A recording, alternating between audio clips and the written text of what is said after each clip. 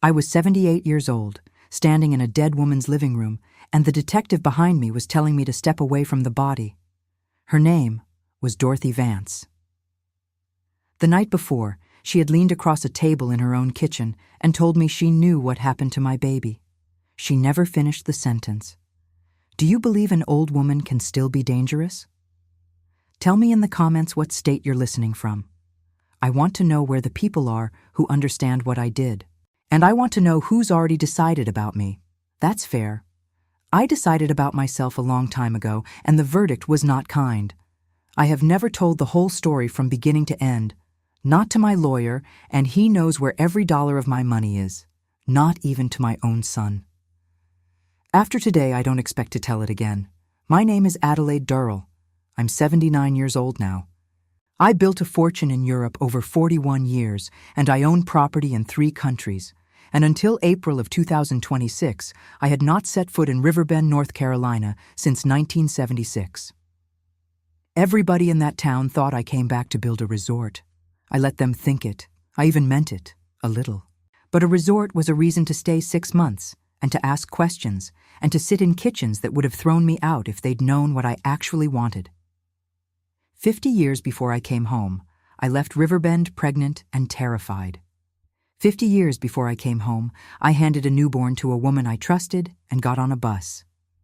50 years before I came home, I told myself I would come back for him. It took me half a century to keep that promise. And by then, the only person I knew could tell me his name was lying on a rug next to her own fireplace with a broken locket beside her hand. But wait, let me go back. If I tell you who my son turned out to be now, you will not understand what it cost. And the cost is the entire point of an old woman telling you anything at all. Let me ask you something first, woman to woman. Have you ever done a thing at 28 that you spent the next 50 years explaining to yourself in the dark? Have you ever built an entire life, a good one, a shining one, on top of a hole you never filled? Have you ever been so afraid of an answer that you arranged your whole existence around never asking the question? Then you already know who I was when I drove into that town. The man's name was Edward, but you'll have to wait for him. I waited longer, and before you make up your mind about the kind of woman who gives away a baby, listen to all of it, because I was not ambitious. Not the way they said. I was threatened. Let me start with the day I came home. Riverbend sits in a valley with mountains on 3 sides and a river bending through the middle of it, which is not a mysterious name once you've seen the place.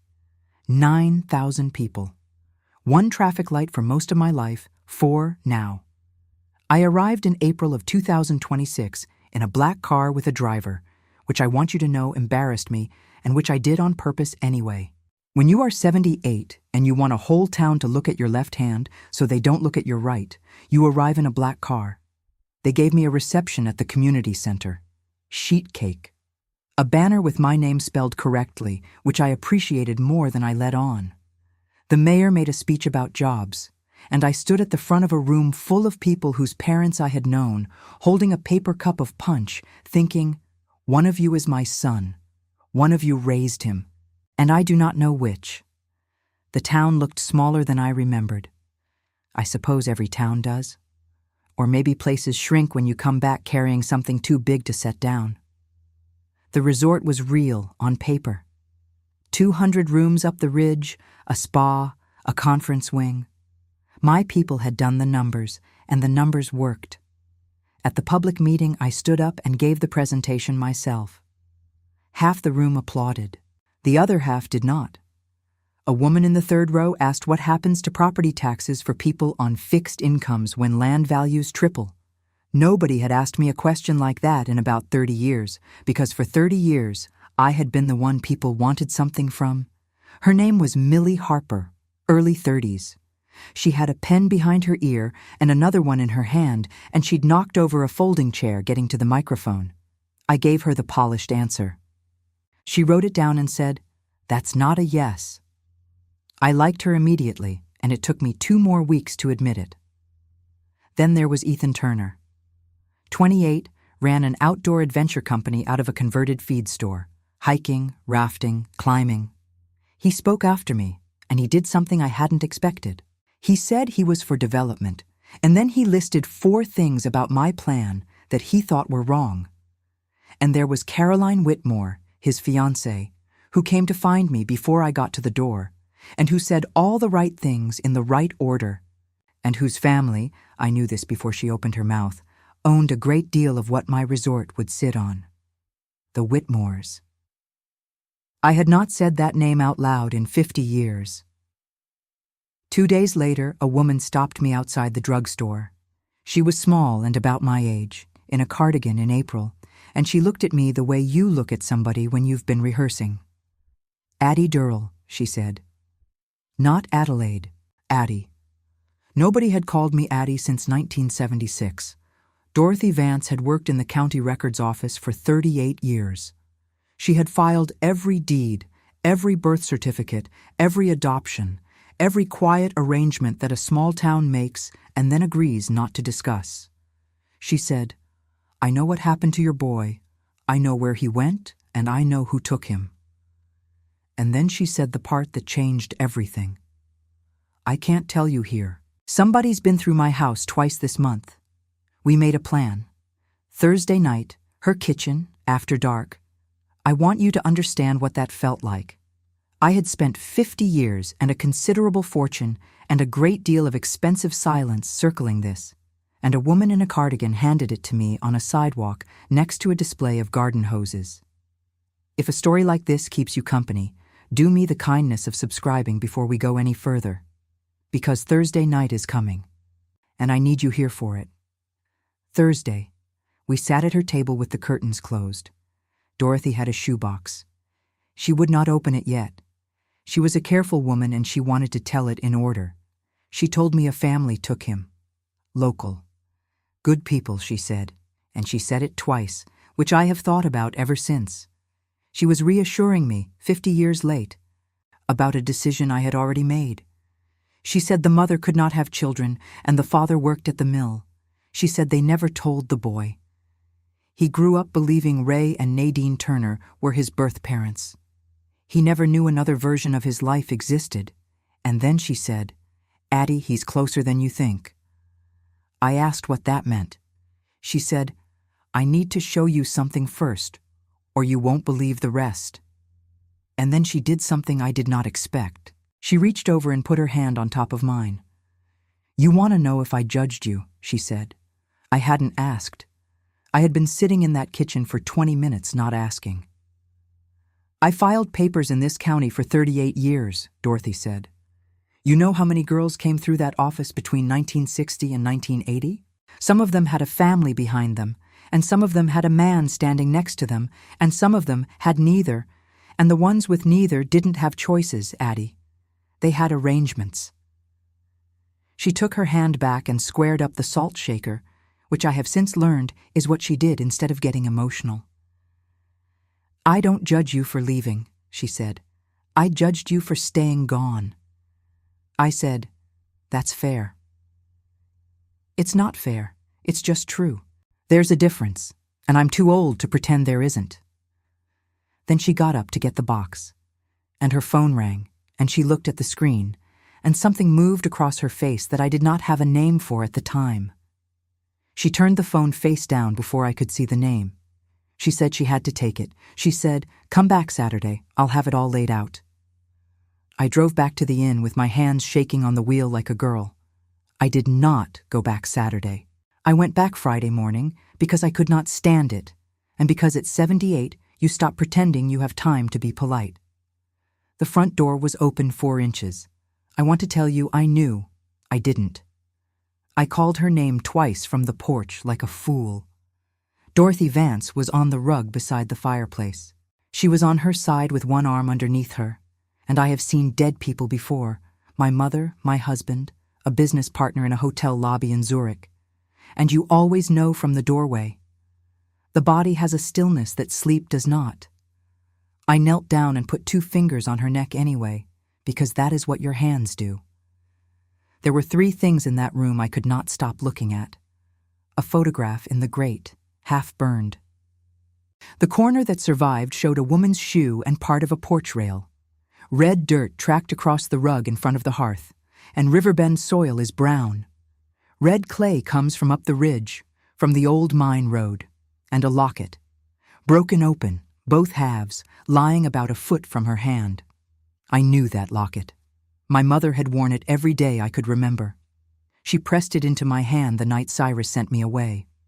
I pinned it inside a blanket in 1976 and handed it to Dorothy Vance along with a baby. I was reaching for it when a voice behind me said, "Step away from the body." Detective Martha Collins was 59 years old, widowed, and had worked violent crime in Charlotte for 22 years before coming home to a county where the last murder had been in 1997. She had been on the job 4 days when she found a billionaire kneeling over a corpse. I had come back, to Riverbend, to find my son. Inside of 1 week, I was the primary suspect in the town's first murder in almost 30 years. She took me to the station, and she was very good at her job. She had seen Dorothy's call log inside 2 hours. She knew Dorothy had called me. She knew I'd been in that house Thursday night. A neighbor saw the car. When she asked to examine my phone, I handed it over. What was the meeting about? And here is where I made my mistake, and I made it deliberately, and I would probably make it again. I told her Dorothy had been helping me research land titles for the resort. That was a lie, and Martha Collins knew it inside of a second and a half. I watched her file it away. Why did I lie? Because if I said the words out loud, "I came back for a child I abandoned, and Dorothy knew who he was," then it goes in a report, and a report gets read, and in a town of 9,000 people, it would be in the diner by lunch. He would find out from a stranger. After 50 years, he would hear it from a stranger. So I lied to a homicide detective, and the shoebox was gone from Dorothy's kitchen, and I had just made the only person capable of helping me into an adversary. That is what a lifetime of solving problems with money does to a woman. It teaches you that you are always the smartest person in the room, right up until you are the stupidest. The next morning, a man was waiting in the lobby of my inn with a leather folder and a business card he had clearly printed himself. Jack Cooper. 62, widowed, ran the walking tour of the historic district and had completed, he told me this in the first 90 seconds, 4 online certificate courses in investigative techniques. Jack Cooper had the confidence of Sherlock Holmes, the discretion of a parade, and the investigative ability of a dog chasing its own tail. He was also the man who found the first real clue, so I have learned to hold my opinions loosely. I told him no, twice. Then he pulled a newspaper clipping from his leather folder. That morning, Martha had released a cropped image of the surviving porch rail and asked the public to help identify it. Jack said he'd recognize that rail anywhere because there were only 4 houses in the county with that spindle pattern, and all 4 were built by the same man in 1931. I hired him that afternoon, and I went to Millie Harper, because Millie knew every family in that valley and could walk into any kitchen in town, and because she was the only person who spoke to me as though I were a person rather than an ATM with a hairstyle. She said yes before I finished asking. Then she said the truest thing anybody said to me that whole spring. "Finding him doesn't mean he has to take you back. You know that, right?" I said I knew. I did not know. I found out. Now, the list. Because this is what my life became for 6 weeks. Every man in Riverbend around the age of 50 stopped being a man and became a possibility. Dorothy had said local family, mill work, 1976. That was all I had. Reverend Henry Walsh, 51, Baptist, kind, buried half the town. Mayor Robert Ashcroft, 49. He had my father's chin, and I could not let it go for 11 days. Dr. Thomas Harper, 52, Millie's uncle, the only doctor in town who still did house calls. Daniel Cooper, 50, Jack's older brother, ran the hardware store. And Samuel Turner, 49, Ethan's father, worked at the mill until it closed, then 22 years at the county road department. I want to tell you what that does to a person, because nobody warns you. I shook the Reverend's hand after a service and held it 2 seconds too long, looking at his knuckles, wondering if they were my father's knuckles. I bought a wrench I did not need at the hardware store so I could hear Daniel Cooper laugh. I sat in Dr. I. Harper's waiting room with an invented complaint about my knee, and when he came in, I looked at his ears. His ears. Because Edward had a particular set to his ears, and I was 78 years old, sitting on paper in a paper gown, examining a stranger's ears. That is what 50 years of not knowing does. It turns every kind face into an accusation. I got closest with Reverend Walsh, and I have to tell you about it because it is the most ashamed I have ever been of myself, and I was 78 years old. I went to see him on a Tuesday about a memorial donation for Dorothy. That was the excuse. We sat in his office with the window open, and he talked about her for a while. She'd played the organ for 11 years, badly, and refused to be replaced. And then I asked him where he was from. He said Riverbend, born here. And I asked, casually, the way you ask a thing you have rehearsed in a car, whether his people were mill people. He said his father drove a truck for the mill for 30 years. My heart went so hard I had to put my cup down. And then he said, "Course, I was the third of 6. My mother used to say she wished she'd stopped at 2, and she'd say it right in front of us." 6 children, born in the house. There was no adoption in 1976. He laughed at his own story, and I laughed too. And I sat there in a minister's office, having just quietly tried to steal a man's mother from him without his knowledge. I drove home and sat in the car in the dark outside the inn and thought, this is what I have become. I am a woman who goes through the town looking for a face that owes me something. Millie said the sentence to me the next morning. She didn't know about the Reverend. She was just tired of watching me. You keep looking at these men like the right one is going to be relieved to see you. And every one of those 5 men, when I looked into it, had a connection to Dorothy Vance. Of course they did. She had worked in the records office for 38 years. In a town that size, she had touched every family's paper. Jack found the porch. It took him 9 days, and he was insufferable about it, and he was right. The photograph was taken on the front porch of a house on Mill Row that had belonged to a family named Turner. I sat in Jack's truck outside that house for a long time. Samuel Turner's father worked at the mill. Samuel Turner was 49. Samuel Turner had a son named Ethan whom I had already met and liked, and had already started to think of in a way I had no right to. And that night, somebody broke into my room at the inn. They did not take my watch, which was worth more than the inn. They did not take the cash in the drawer. They took a bundle of letters Edward had written to me during my pregnancy, letters I had carried since 1976, and the yellow legal pad with 5 names written on it in my handwriting. Whoever killed Dorothy Vance now knew exactly what I was looking for, and knew I was getting close. Martha Collins came to the inn about the break-in and stood in the middle of my ransacked room with her hands in her pockets. She said, "Mrs. Durrell, somebody stole a list. Would you like to tell me what was on it?" I said no. She nodded slowly and said something I have quoted to myself ever since. "You've got money, so you're used to buying time. I want you to understand something. Dorothy Vance ran out. I sat down on the edge of that bed and I told her all of it. Everything. 1976. The baby, the locket, the shoebox. She listened without writing anything down, which I later learned is what she does when she believes you. When I finished, she said, "Why in God's name didn't you say that a week ago?" And I said, "Because I wanted to tell him myself."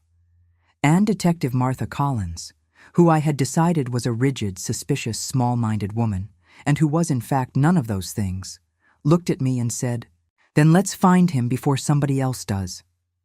Now let me tell you about Ethan and Millie, because I did not understand at the time that their story and mine were the same story. They were falling in love in front of the entire town, and neither of them had noticed. She corrected his climbing figures. He carried her equipment. They argued about trail routes with the specific joy of people who have found somebody worth arguing with. Men in love believe they are being subtle. At 78, I can tell you they never are. I watched it happen on a Thursday in the parking lot behind his shop, and I have thought about it 100 times since. They were loading gear into a truck. Millie had a coil of rope over her shoulder, and she was talking. She talks with her hands, which is a problem when you're holding rope, and she caught him in the ribs with her elbow. She apologized about 6 times. He didn't say anything at all. He just stood there rubbing his side and looking at her with an expression I can only describe as ruin. And then Caroline came out the back door with 2 coffees, and Ethan turned around and his whole face went polite. That was the thing. Not guilt. Politeness. He was perfectly kind to Caroline, and there was nothing behind his eyes at all. And 30 seconds earlier, a woman had elbowed him in the ribs, and he had looked like a man watching the house he grew up in burn. I want to tell you I felt sorry for Caroline. I did, eventually. In that parking lot, what I felt was fury, and it took me 2 days to work out that it wasn't aimed at any of them.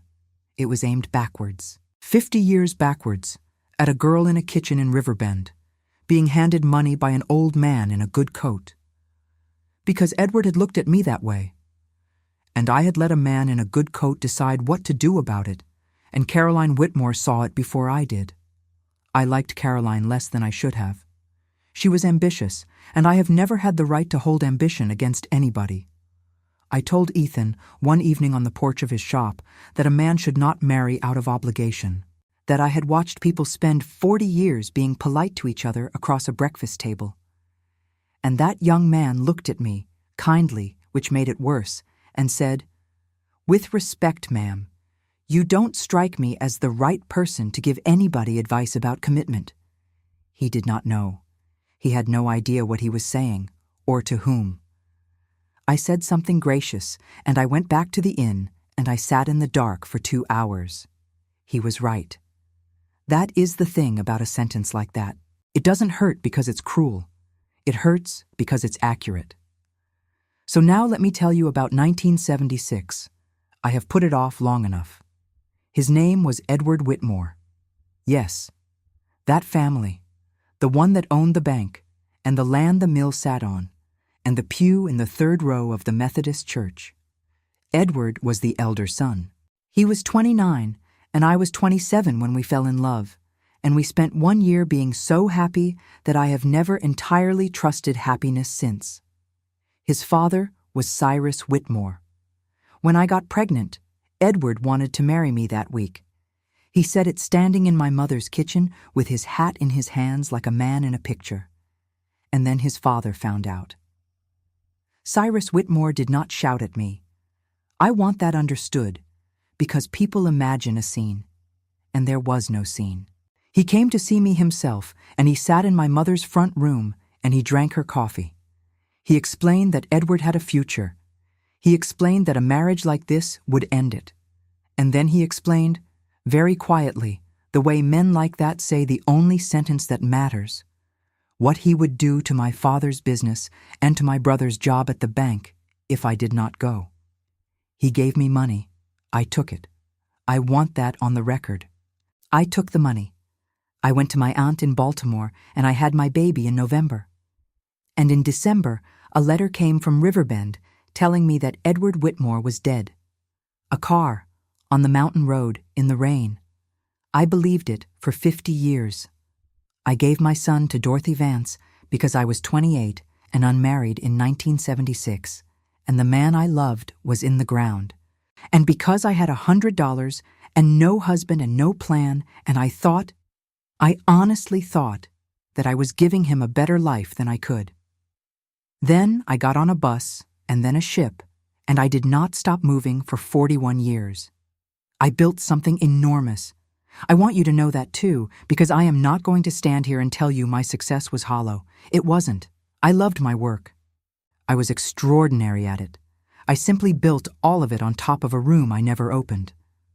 Jack Cooper found the tunnels in the 3rd week of May. You need to know the local legend to understand what happened next. In the middle of town, there's Liberty Oak Square, and in the middle of the square, there's an oak that was old when this country was young. The story goes that during the colonial period, a crown taxman came looking for gold, and the town hanged him from that tree, and that before he died, he said, "The gold of this town will be found only when the blood comes home." Every child in Riverbend grows up believing there's treasure under that square. There are tunnels down there. That part is true. Root cellars and storm passages, linked up sometime in the last century. We went down on a Tuesday. Jack, Millie, Ethan, and a 78-year-old woman in borrowed boots who had no business on that ladder. We found empty crates, old survey maps, names carved into the beams, the founding families, over and over. It smelled like a church basement and cold clay. Jack went first with a flashlight in his teeth, narrating, because Jack narrates. Ethan went last because he'd worked out that the 78-year-old should have somebody behind her on a ladder and had the sense not to say so. Millie found the beam. She'd been counting the carved names out loud: Whitmore, Ashcroft, Harper, Cooper, Whitmore, Whitmore. And she stopped and said, "Why is there one with no name?" There was a beam with the carving chiseled off. Somebody had taken a tool to it. You could still see the ghost of it in the wood. Jack put his light on it and said the only genuinely intelligent thing I heard him say all spring. People don't scratch out a name unless the name is the evidence. And in a tin box wedged behind that beam, wrapped in oilcloth, we found deeds, original land grants, 1840s. Names on them that had not been on a Riverbend deed in 150 years. Families who had been run off that ridge and told their claims were never filed. The gold was never gold. It was paper. It always had been. The original photograph stayed sealed in the evidence room. Martha had the county lab make a high-resolution digital scan. With Martha's written permission, Millie spent 2 evenings at the sheriff's office enhancing a working copy. She brought it to me on a Saturday morning and put it on the table. You could see enough now. A young woman on a porch, 1976, laughing at something out of frame. And beside her, with his arm along the rail behind her, Edward Whitmore. The photograph had been taken on the Turner porch on Mill Row, which meant Dorothy Vance had known who the father was. Not just the mother, the father. And that changed the arithmetic entirely. A son of Edward Whitmore was not merely an embarrassment. If Dorothy had preserved the papers I now suspected she had, he might have a legal claim strong enough to reopen everything the Whitmores had buried. He might be the heir Cyrus had erased. Caroline broke first. She had found out what I was doing. She'd gotten it from a clerk at the county office. And she took it straight to her father, because she believed she was protecting her family's business and her engagement. I don't think she knew what she was handing over. I have decided to believe that, and Ethan has decided to believe it, and Caroline has to live inside it either way. Ethan ended the engagement the day he found out. Not because of Millie, because of what Caroline did with a secret that wasn't hers. She came to see me afterward. That surprised me. I had assumed she would go quiet and let her family's lawyers do the talking, because that is what I would have done at her age, and it is what I did do at her age. She sat in my rented parlor with her hands flat on her knees, and she did not cry. She said, "I want to say I didn't know what he'd do with it, but I've been thinking about that for 4 days, and I don't think it's true. I think I didn't ask." I asked her why she brought it to him at all, and she told me. Her family had mortgaged everything, betting that the resort would be built on that ridge, every acre. If it didn't happen, the Whitmores were finished inside 2 years, and she had known that since she was 19 years old, and no one had ever asked her whether she wanted to carry it. He told me my whole life that the family is the only thing that lasts, she said. So when I found something that could hurt the family, I took it to him. That's the entire mechanism. It's not even complicated. And I sat there in a chair listening to a woman of 27 describe, almost word for word, the machine that had run me over in 1976. Cyrus Whitmore built it. Frank kept it running. and it had gotten hold of Cyrus's granddaughter without her ever once seeing the shape of it. I said, "Caroline, the engagement was over before any of this. You know that." She said, "Yes." And then after a while, "That's the part I actually mind." Now I have to tell you about Samuel. Martha and I found it together in a file Dorothy had left with her own attorney in a sealed envelope marked with my name, because Dorothy Vance was a careful woman who had spent 38 years watching people destroy documents, and she had scattered her proof in 4 different places around that county. The file showed that no adoption decree had ever been entered. Cyrus had used the county office to put Ray and Nadine Turner on a false birth record, but the legal proceeding had never been completed. Behind that record was a notarized acknowledgement Edward had signed when he learned I was pregnant. In it, he named himself as the father of my unborn child and stated that he intended to marry me. The infant handed to Dorothy Vance in December of 1976 was placed with Ray and Nadine Turner of Mill Row.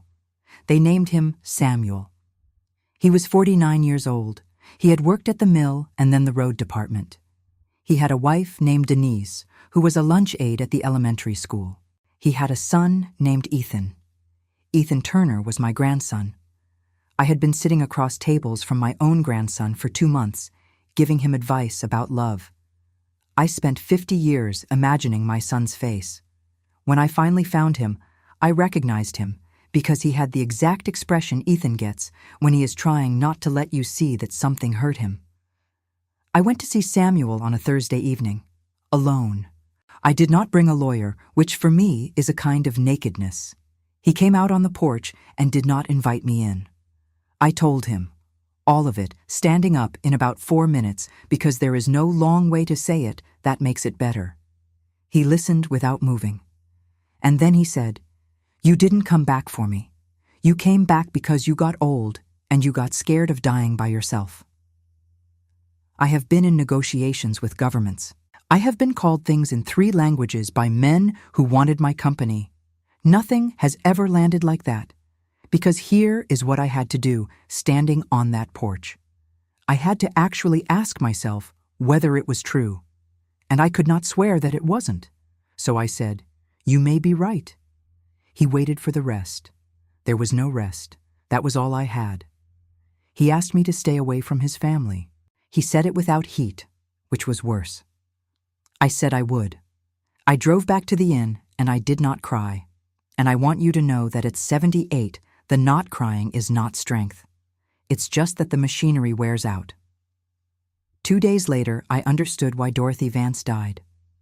The deeds in that tunnel proved that a large piece of the ridge, including every acre my resort was going to sit on, had never legally belonged to the Whitmores. Cyrus Whitmore, and then his son Frank after him, had spent 60 years quietly filing corrections, buying up county officials' goodwill, and letting time do the rest. Dorothy Vance had found the original grants, and Dorothy Vance had also found in a file nobody had opened since 1976 the connection between a Turner boy on Mill Row and a Whitmore who was supposed to have died in the rain. Frank Whitmore was 62 years old. He was Edward's younger brother, and every single thing he owned because his older brother's line had been erased. The notarized acknowledgement and the missing adoption decree gave Samuel a claim that could reopen Edward's estate, freeze the Whitmore assets, and expose the false records beneath them. If Samuel Turner ever learned who his father was, Frank was finished. And then a woman with more money than the county's annual budget came back to town asking questions. He took me on a Wednesday. I am going to be brief about this because I find I still don't enjoy it. A text came from Jack's phone saying he had found something and asking me to meet him on the Mine Road. Frank had taken the phone from Jack's truck that afternoon. Frank Whitmore had Dorothy's missing shoebox, my stolen letters, a folder of documents, and a pen. He wanted my signature on a purchase agreement that would have made 60 years of forgery look like a clean legal sale. And because men like that cannot help themselves, because they have been holding it for decades and there is nobody safe to tell, he told me the rest. His was the name Dorothy had seen on her phone that Thursday night. He told her to burn the Turner file. On Friday morning, he went to her house, and when she tried to keep the shoebox from him, he struck her. He took the box, tried to burn the photograph, and left my mother's broken locket on the rug. Edward Whitmore did not die in 1976. Cyrus sent him to Texas, told him I had taken the money and gone, which was true, and told him there was no baby, which was not. Edward Whitmore lived to be 72 years old. He married in Texas, but he and his wife never had children. He died in 2019, 8 years ago. I was alive and well and in Lisbon in 2019. He spent 43 years believing I sold him for $100, and I spent 50 believing he was under a stone on that mountain, and the same old man did both things with the same afternoon's work. I did not sign the papers. I would like to say that was courage. It was mostly arithmetic. I understood that he could not let me leave whether I signed or not. They found me a little before midnight. Jack Cooper knew those tunnels the way you know your own kitchen, and he brought them in through a cellar entrance behind the old bank building. Jack discovered his phone was missing and went straight to Martha. The phone's last location placed it near the mine road. Millie recognized that as the same road identified by the red clay on Dorothy Vance's rug, the clue she had been repeating for 6 weeks to anybody who would listen. Martha Collins came up the mine road with the state police, and she went in first, which she was not supposed to do. I have thought about her face in that doorway more than I have thought about Frank's. Frank Whitmore had spent his entire life in a county where his name opened things. He tried it one last time. He started to explain. The tone men like that use, the reasonable one, the one that has always worked. And Martha said, "Frank, Dorothy Vance played the organ at my mother's funeral." That was all. She didn't raise her voice. She just declined, for the first time in that county's history, to be handled. They took him out past me, and he did not look at me, and I understood that I had never been a person to him either. I had been an obstacle with a checkbook, the same way I had been an obstacle with a pregnancy 50 years before, to his father in my mother's front room.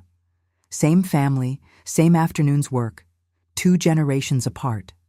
And Caroline Whitmore, I want this said plainly. Caroline handed the district attorney a recording of her father that she had made herself 3 days earlier when she finally understood what she had done. On that recording, Frank admitted going to Dorothy's house, striking her when she resisted, stealing the shoebox, and arranging to force my signature on the mine road. That took more courage than anything I did that spring. Frank pleaded guilty to Dorothy's murder, kidnapping, forgery, and attempted extortion. He is serving a sentence long enough that he will almost certainly die in prison. I have no feelings about it that I can locate. I canceled the resort, not for absolution. I want to be very clear, because I have watched rich people buy indulgences my whole life, and I know exactly what it looks like. I canceled it because Millie Harper stood up at a public meeting and asked me a question about property taxes, and I gave her a polished answer, and she was right, and I was wrong, and it took a murder for me to admit it. The money went into a trust instead. Restoration of the square. Legal work, returning those original grants to the families they were stolen from. 11 families, as it turned out, most of them still in the county, most of them poor. Tax relief for residents over 70. The trails. The old mine sealed properly. There was no colonial coin in that tunnel. At the county museum, a glass case now holds the empty tin box, the oilcloth, and copies of the deeds. The paper was worth $40 million. The blood comes home. That's what the old story said. Every child in that town grew up thinking it meant treasure.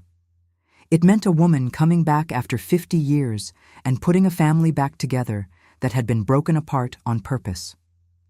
Samuel did not forgive me. I want to be honest about the shape of it, because I know how these stories usually go, and I am not going to lie to you at the end. Nothing happened for 4 months. I stayed in Riverbend. I bought a small house 2 streets off the square, which my accountants found hilarious. 4 months is a long time when you are 78. I did the arithmetic more than once. My mother died at 81. I had, if I was lucky, And the women in my family are not especially lucky, something in the neighborhood of 3 years of being able to climb my own stairs. And I did not call him. Not once. Martha asked me why, over coffee, in a diner, while Jack was at the counter explaining evidence handling to a waitress who had not asked. I said, because he told me to stay away, and for the first time in 50 years, I'm doing what somebody asked me to do, instead of what I've decided is best for them. Martha stirred her coffee for a while and said, "That's growth or that's cowardice." I said, "At my age, they look identical from the inside." What I did instead was small, and it was not a strategy. I went to Ethan's shop and I did not mention Samuel. I let that young man teach me to belay, which at 78 is a genuinely stupid thing to attempt, and I fell about 4 feet onto a mat and laughed so hard I frightened him. I sat in the back at a town meeting about the trust and let Millie present it, because it was hers by then more than mine. And once a week, on a Sunday, I put flowers on Dorothy Vance's grave, and I would sit on the low wall and tell her how it was going, out loud, like a woman losing her mind in a cemetery. In November, the phone rang. He said, "Ethan says you don't have anywhere to be for Thanksgiving." I said, "Ethan has a tendency to exaggerate." There was a pause, and then he said, 2:00. At 2:00, Denise opened the door. She looked at me for a long moment and said, "I'm not asking you to explain anything today. Come inside before the biscuits burn." He did not call me Mom. He has never called me Mom. He may never. He opened a door that was not forgiveness. It was a door. At my age, you learn to know the difference, and to be grateful for both. That was a year ago. Ethan and Millie were married in September in the square, under that oak. 200 people. Millie tripped on the second step, and the whole town laughed, and so did she. Jack Cooper got a commendation from the county and has had new business cards printed that say, "Consulting Investigator," which Martha Collins has told him repeatedly he is not. She has, however, been having coffee with him on Tuesdays for 11 months. Last Saturday, I walked across Liberty Oak Square with my son and Denise on one side and my grandson on the other. They put up a marker by the tree. It tells the real story, the taxman, the hanging, and also the 11 families who were run off that ridge and the names of the men who did it. Whitmore is on that marker. So is Durrell, because my great-grandfather signed one of those transfers, and I insisted. You do not get to restore a town's history and leave your own name off it. Samuel handed me a box. Inside was my mother's locket. Repaired. Dorothy Vance had kept it in a shoebox for 50 years, and it had been in an evidence room for 8 months. Beneath it were Edward's letters, recovered from Frank's folder and released after the case ended. I said I couldn't take it. I said it was his. He said, "Hold on to it. You can give it to your great-granddaughter." And I looked at Millie, who was standing about 10 feet away with her hand flat on her stomach, trying very hard not to smile, and failing. I spent 50 years looking for a son, and I found a whole family. I did not get the time back. Nobody does. Edward is still in a cemetery in Texas that I have now visited twice, and Dorothy Vance is still dead because she tried to help me, and I carry both of those, and I will carry them out. But I learned something at 78 that I could not learn at 28. You cannot choose what was done to you. Cyrus Whitmore chose for me, and then I chose too. I took the money and I got on the bus, and no amount of being threatened makes that not mine. What you can choose is what you do with whatever is left. So let me ask you something. You who stayed all the way to the end. There's a door you haven't knocked on, a brother, a daughter, somebody you stopped calling because too much time went by, and the silence got heavier than the thing that started it. You've told yourself it's too late. Is it? Or are you just afraid of the answer, the way I was for 50 years? Tell me in the comments. I'd genuinely like to know, because I've been wrong about it before. They started walking toward the restaurant on the corner. My son, my daughter-in-law Denise, my grandson, my granddaughter-in-law, and the great-grandchild nobody had announced yet. I stood under that old tree a few seconds longer. Then I called after them, "Wait for me." And this time, they did.